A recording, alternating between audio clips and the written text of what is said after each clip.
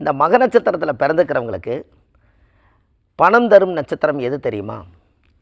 பூர நட்சத்திரம் தான் பணம் தரும் நட்சத்திரம், இரண்டாவது நட்சத்திரம். இந்த ரெண்டாவது நட்சத்திரம் பணம் தரும் நட்சத்திரம்.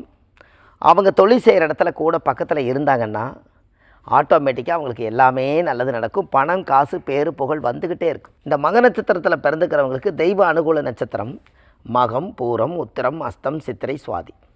இந்த சுவாதிங்கிறது 6வது நட்சத்திரமாக வரும். இந்த 6வது நட்சத்திரம் தான் ஒரு மனிதருக்கு தெய்வ அனுகூல நட்சத்திரம்.